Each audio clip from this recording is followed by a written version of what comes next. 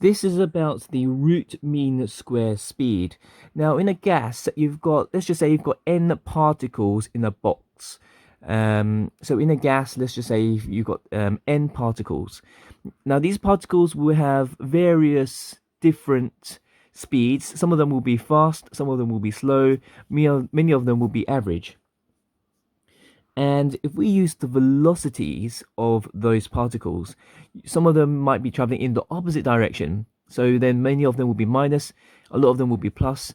And then if you were to work out the sum of those velocities of those gas particles, you might end up with zero. And that's not meaningful. So in order to have a meaningful degree of working out the speeds, it's better to square the speeds. So let's just say for gas you have v1, v2, v3, and so on. Oops, and so on.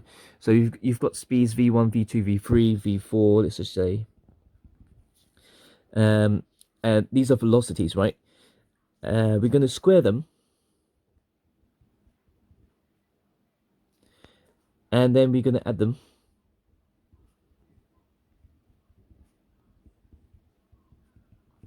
And then we're going to take the average.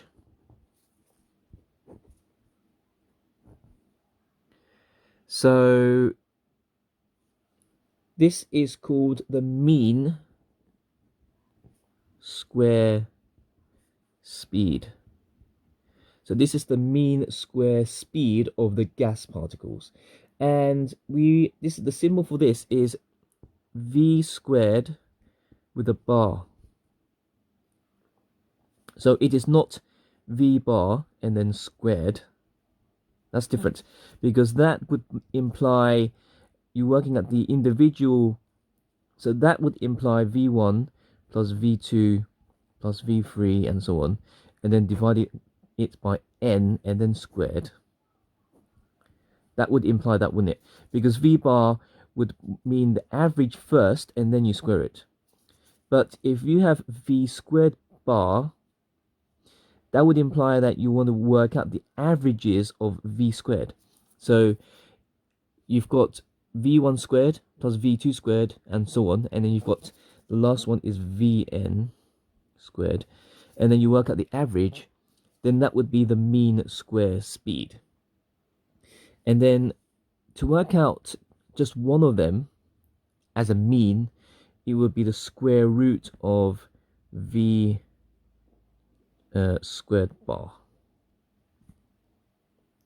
This would be the root mean square speed. We're trying to get this equation, we're trying to get PV equals a third NMC squared. Right, so let's draw a box.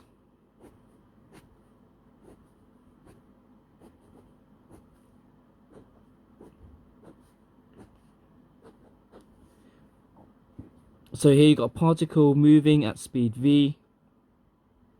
It bounces off the wall and it rebounds with a speed minus v.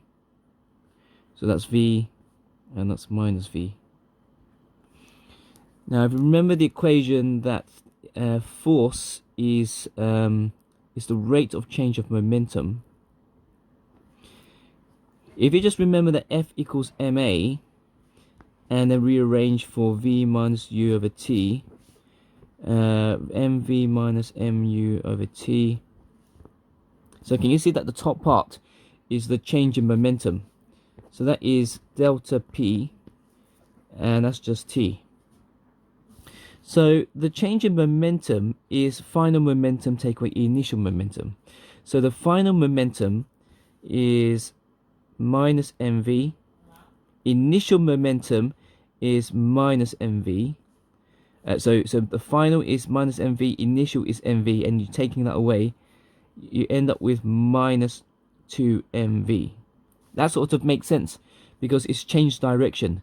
Because this particle has received a change of momentum minus mv, meaning that it's gone in the opposite direction.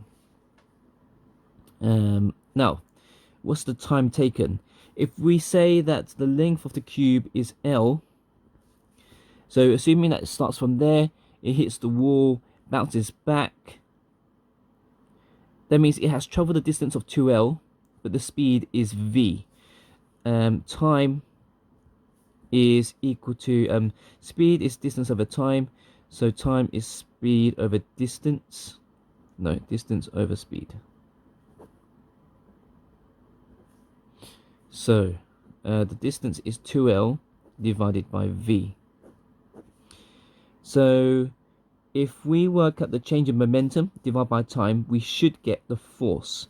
So we have 2mv, I'm just taking the magnitude, 2mv divided by 2L divided by V, that will give you the force. And V goes upstairs, 2 cancels out, you end up with force is equal to mv squared over L. And pressure is force divided by area. Well, we worked out force was mv squared over L. If we divide by area now, so mv squared over L, and you're dividing it by L squared, you end up with L cubed at the bottom. And what's L cubed? L cubed is just the volume. So we end up with mv squared over V, and that's pressure. So pressure is equal to mv squared over V. So, but this is just one particle. What if you have n particles? So n particles, you would add up the individual pressures and so on. So the total pressure is equal to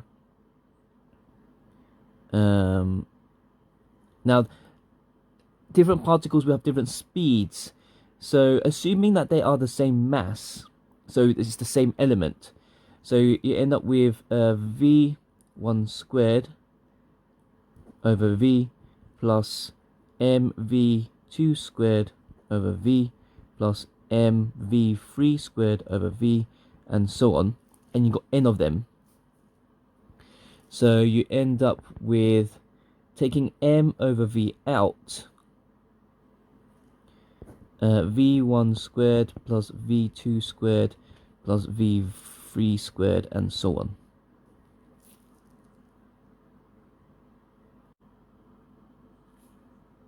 Now we're just going to do a mathematical trick. So if we times by n and then divide by n, we haven't really changed anything. So let's just multiply by n and then divide by n. So mathematically we haven't done anything. It stayed the same. Now do you remember what that is now? So that is the mean square speed, isn't it? So now we have nm divided by the volume, and this is the mean square speed, so square and then the bar, and this is the total pressure. Now if you look back at this diagram, we've only done one dimension, haven't we? So this, we're assuming that it's traveling in a straight line, but just to be a bit more realistic, because this is more random, it will go, it will have 3 different components because it has 3 dimensions. So you will have vx squared plus vy squared plus vz squared because it's in 3 dimensions. And if you were to work out the components, and then you can use Pythagoras to work out the resultant velocity, you will get vx squared plus vy squared plus vz squared equals v squared. So if we take the square root of that, you will get the resultant vector, resultant velocity. Now, because again, just to make things simpler, because it is moving randomly, let's just assume that vx is the same as vy and that's the same as vz. So assuming this is the same, so vx is equal to vy is equal to vz. So can you see that that is equal to 3. So 3 Vx squared equals V squared. Again, because we're doing in one dimensions, we can say that Vx squared is equal to a third of V squared. So now let's just substitute that back into here.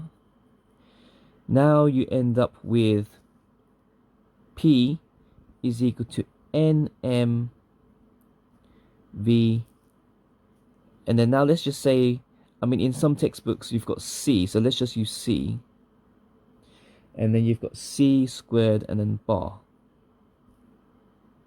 because here we have used one dimensions, haven't we? We have used one dimensions, but here we're including 3 dimensions, but assuming that each of these components are the same, just to simplify things, it's now a third. So now we're going to put a third here. Let's bring the V to that side. So now we have PV equals a third NM C squared bar.